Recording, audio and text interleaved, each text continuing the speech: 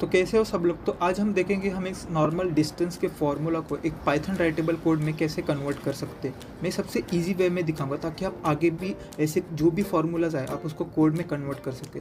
अब इसका यूज़ क्या है कि तो अगर आप पाइथन से मशीन लर्निंग करते हैं या कोई मैथ्स का फार्मूला को मतलब मैथमेटिकल चीज़ें करते हैं तो उसमें ये स्किल आपको बहुत ज़्यादा काम आएगी।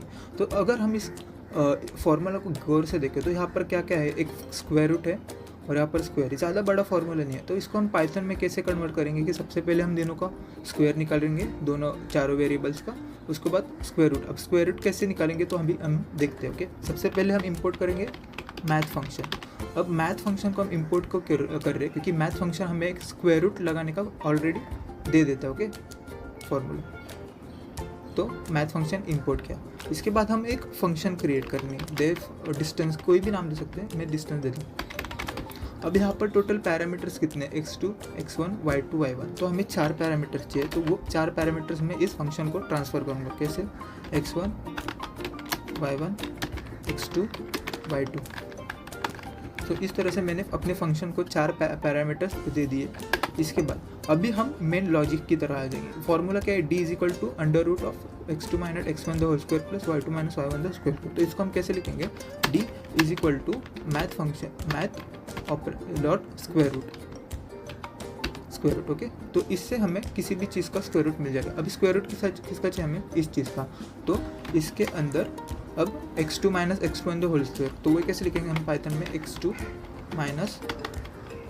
x1 द होल स्क्वायर कैसे लिखते हैं, 2 बार स्टार और 2। अभी सेम इसको लिखोगे आप, तो कैसे लिखोगे, plus y2 - y1 the whole square. तो इस तरह से हमने एक नॉर्मल डिस्टेंस के फॉर्मूला को पाइथन में कन्वर्ट किया। तो इसके आगे हम क्या करेंगे, रिटर्न करेंगे। फंक्शन क्या रिटर्न करेगा, डी को। डी क्या है हमारा, ये पूरा फॉर्मूला। तो इसमें जब ये वैल्यूज हम पास करेंगे तो ऑटोमेटिकली पूरा फॉर्मूला कैलकुलेट होकर ये रिटर्न करेगा वैल्यू किसका, तो इस डिस्टेंस फार्मूला। तो अभी हम क्या करेंगे, 2 वैल्यूज पास करेंगे, x की और y की। तो x1,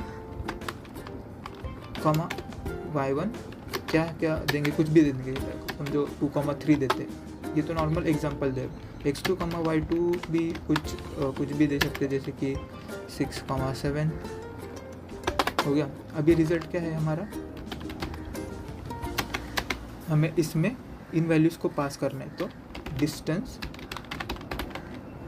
x2, x1, y1 copy करके दिखा दो ताकि आपको समझ में आए, और